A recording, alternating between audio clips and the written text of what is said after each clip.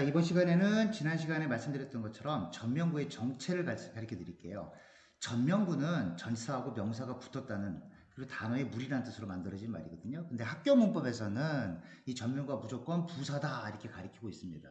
그런데 실제로 부사구로 쓰일 경우도 많겠지만 그렇지 않은 경우도 너무 많거든요. 왜 이런 문제가 생기는지, 그리고 학생들 입장에서 또는 영어를 공부하시는 입장에서 이게 헷갈릴 수 있기 때문에 여기에 대한 오해를 잠깐 풀어드리겠습니다. 자, 첫 번째 전치사의 목적어라고 제가 써놨어요. 그래서 전명구, 전치사의 목적어 이런 말로 공용어로 공통된 말로 이해하고 있는데, 사실은 전치사는요 단어와 단어 또는 문장하고 단어를 연결해주는 기능을 하고 동시에 여기 써놓은 것처럼 동사적 성격을 갖습니다.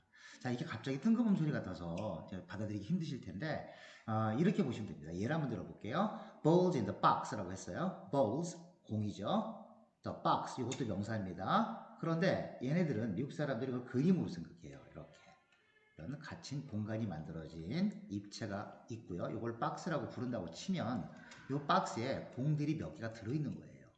다시 얘가 A라고 칠게요. 이걸 B라고 하게 되면 A라는 녀석이 B라는 거 안에 공간 속에 들어있다, 갇혀있다. 그래서 이걸 문장으로 표현할 수도 있습니다. 똑같은 말로 balls are in the box 이렇게 표현할 수 있거든요. 그런데 습관적으로 이 그림이 그려지니까 굳이 동사를 쓸 필요가 없어요. 이걸 빼버리는 겁니다. 그러면 얘하고 얘의 관계는 얘가 balls가 박스 안에 갇혀있는 그런 모습이 그려지기 때문에 충분히 동사 성격을 갖고 있는 겁니다. 그래서 편의상 이렇게 한번 해볼게요. 그래 한번 해보고요. A라는 명사와 B라는 명사 또는 A라는 문장과 B라는 명사가 있을 때 어떤 전치사가 개입하게 되면 말을 연결해주는 역할과 동시에 A가 B를 어떻게 했다라는 동작의 개념이 들어있는 겁니다.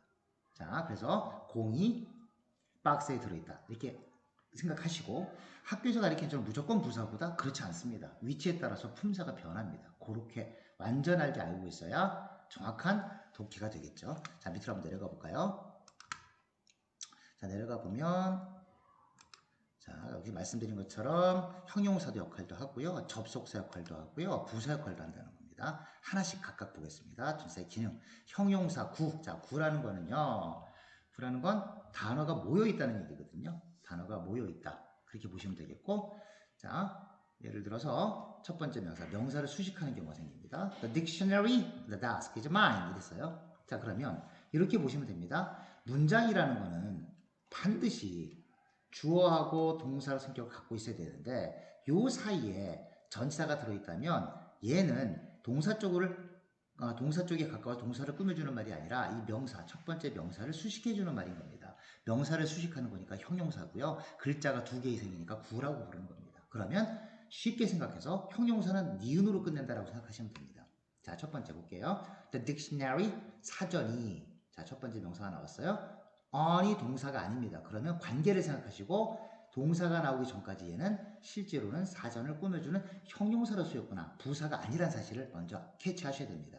자, 그러면 니은으로 한번 끝내볼게요.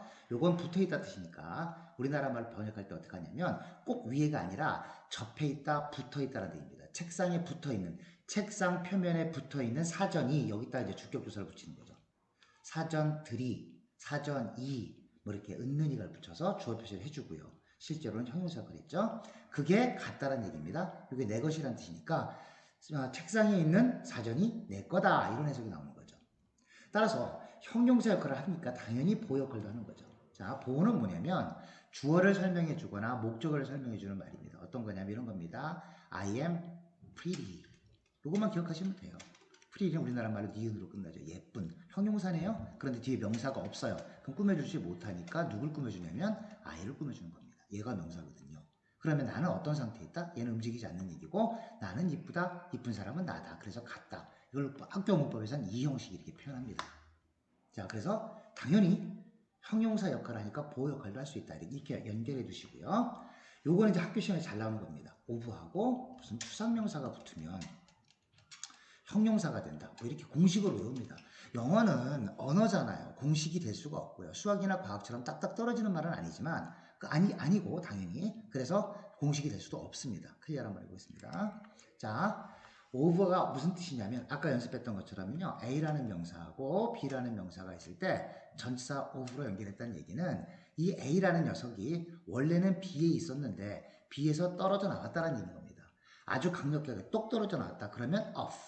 자, 요거는 공간적으로 떨어졌다는 얘기고요. 요건 속성이 떨어졌다는 얘기인 겁니다. 성질이 그렇다는 얘기고, 요건 물리적으로 떨어졌다는 얘기인 겁니다. 다시 자세히 보시면 전치사 of하고 전치사 off, 얘는 off가 하나 더 붙었죠. 뜻이 강한 겁니다. 대개는 of는 물리적인 건 아니고요. 속성상, 성격상 그렇다는 얘기, 내용상 그렇다는 얘기고, off는 물리적인 거, 그리고 톡 떨어졌다는 강한 느낌이 있어요. 그래서 어쨌든 A는 B에서 떨어져 나왔다.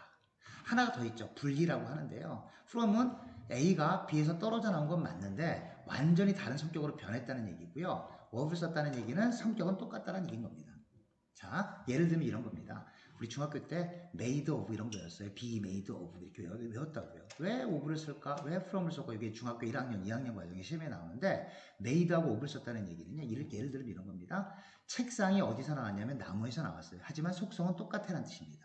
좀 어렵죠? 다시 책상이 A에 해당하는 말이고요. 얘가 나무에 해당하는 말이에요. 그러면 나무에서 책상이 나왔는데 그 성격은 기본적으로 나무라는 성격을 갖고 있다는 얘기인 거고요.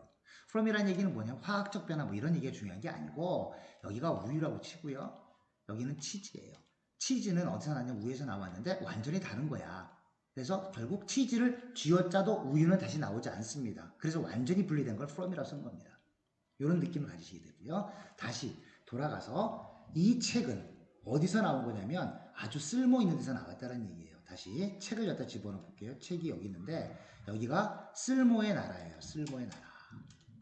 쓸모의 나라가 있고 거기서 책이 나왔으니까 이 책은 당연히 본질적으로 쓸모가 있는 거겠죠. 그래서 우리나라 말로 표현하게 되면 니은으로 끝나는 형용사 구가 되는 거죠. 여러 단어가 모였으니까요. 쓸모 있는. 그래서 한자로 바꾸면 이 책은 아주 유용한 책이야. 이렇게 되는 거겠죠.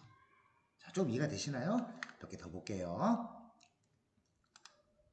지우고 밑으로 내려가 보겠습니다. 클리어를 한번 해보고요. 내려가서 얘가 형용사로서 명사도 수식하고 보어도 수식하겠지만 학교에서 말하는 이른바 전면구 대표적인 부사구죠. 부사로서 동사를 꾸며줄 수 있습니다. 자, 부사는 왜 동사를 꾸며주냐면 미국말에 이런 게 있어요. 어떻게 하냐면 자, 부사를 영어로 쓰면 adverb라고 합니다. adverb. 자, verb라는 게 동사고요. 이 add는요, 라틴어인데요. 우리나라 말로 하면 접두어입니다. 전치사 to에 해당하는 말이고, 전치사 to는 어느 쪽으로 가서 딱 붙어 있는 모습을 생각하시면 돼요. 그러면 얘는 왜 부사가 됐냐면, 동사에 가서 딱 붙어 있다는 얘기인 거거든요.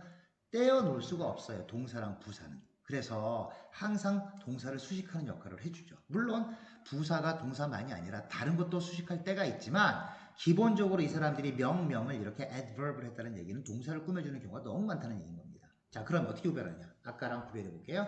문장은 주어 동사로 구별이 되는데 문장이 구성이 되어 있는데 동사 앞에 있는 전치사 명사는 이 명사를 꾸며주는 역할을 하고요. 그래서 형용사 구로 쓰이고요. 형용사 구로 쓰이니까 보어로도 쓰일 수 있는 거예요. 근데 이번에는 동사를 한번 볼게요. 또 부사를 한번 볼게요. 주어하고 동사가 있는데 여기에 전치사하고 명사가 붙었다고 치면 얘는 이 명사랑 거리가 멀죠. 얘랑 가깝죠. 그래서 얘를 꾸며주는 겁니다. 예를 들어 보겠습니다. I treated them differently from others. 다른 부사고 꾸며주네요. 자, 나는 대했습니다. 그 사람을. 자, 그 사람을 어떻게 했냐면 이 부사가 맨 끝에 와서 앞에 있는 동사를 꾸며주는 거죠. 어떻게 꾸며주냐면 다르게 대접했다. 다르게 대했다. 또 다른 정보가 있어요. 아직 끝나지 않은 정보. From others. 다른 사람들로부터는 분리시켜서. 다른 사람과는 완전히 다르게. 이런 말로 쓰는 겁니다. 자, 그러면 from을 중심으로 앞에 있는 명사 A. From B가 성립이 되겠죠. 이 A는 누구냐면 I죠. 힘이죠. 힘. 그 사람은 다른 사람들과는 완전히 다른 겁니다. 딱 분리시켜서 철저히 다르게 그렇게 됐다는 얘기가 되는 거죠. 그런데 differently는 부사가 죄송합니다. 지금 제가 수업이 끝나가지고 목이 좀 쉬었네요. 죄송합니다. 어찌됐건 이 differently는요. 앞에 있는 동사를 꾸며주고 동사를 꾸며주니까 부사라고 부르겠죠. adverb. 그런데 또 다른 부사가 또 있어요. 이렇게 부사 다음에 부사가 와서 부사가 다시 부사를 꾸며주고 부사가 동사를 꾸며줄 수 있겠죠. 그럼 합치면 나는 대접했습니다. 대했습니다. 그 사람을 대했다. 다르게 대했는데 다른 사람들과는 다르게 대했다. 이런 식으로 되는 거겠습니다. 조금 이해되시나요? 자, 마지막으로 문장 전체를 수식할 수도 있습니다. 물론 부사가 동사를 꾸며주는 게 가장 기본적인 역할이지만 문장 전체도 꾸며줄 수 있고 형용사도 꾸며줄 수 있고 문장 전체도 꾸며줄 수 있겠습니다. 자, 크게 한번 해볼게요. In fact, 자, 이렇게 문장 전체를 꾸며주는 부사들의 특징은요, 문장의 맨 앞으로 끄집어내고 컴마를 찍는 것이 원칙입니다. 그게 정석이에요. 사실 말이지. He fell in love with her. 그 사람은 빠졌습니다. 자, 여기 전사 하나 붙었네요. 이걸 수고라고 외우지 마시고요. 자, 이렇게 한번 볼게요. 그 사람은 떨어졌어요. 그런데 그 사람이요, 거기에 갇혔네요. 쏙 들어갔네요. 거기 대상이 어디냐면 아까 박스와 같은 겁니다. 박스라고 치환해 보세요. 거기가 사랑이에요. 그럼 그 사람은 이런 그림이 그려지는 거죠. 자, 아까는 박스였지만 요 상자각을 love로 바꿔보세요. 사랑에 쏙 빠져들어갔다고요. 그래서 fall in love. 그러면 그 사람은 빠져 있는데 그때 함께 있던 사람이 그 여자네요. 자, 그러면 그 사람과 그 여자는 함께 있는 그림이 그려지는 거죠. 다시 A라는 명사와 B라는 명사는 함께 있는 겁니다. 그럼 결국 동사적 성격을 갖는 거죠. 다시 한번 볼까요? 사실 말이지 그 사람은 fell in love with her. 그 사람이 푹 빠져들었는데 사랑에 갇혀 있어요. 근데 그때 그 사람 같이 있던 게 그 여자였던 겁니다. 이런 식으로 계산한다는 얘기죠.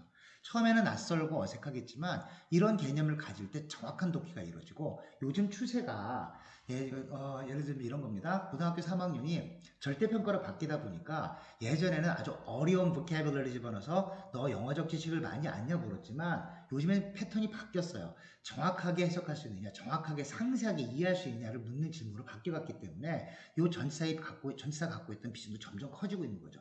명확하고 정확한 독해가 이루어지지 않으면 고등학교에서 정시로 갔을 때 수능을 치르는데 좀 어려움이 많을 겁니다. 그래서 당부하건대 그냥 무작정 외우지 마시고 바탕을 이해에 깔아두시고 공부하실 때 나중에 그게 쌓여서 원활하게 소통할 수 있는, 그래서 점수 잘 받을 수 있는 그런 밑거름이 될 거라고 생각합니다. 자, 다음 시간에는 이 전치사와 관계된 문제들이 어떻게 나오는지 문제풀이를 한번 잠깐 해보겠습니다. 자, 수고 많으셨습니다.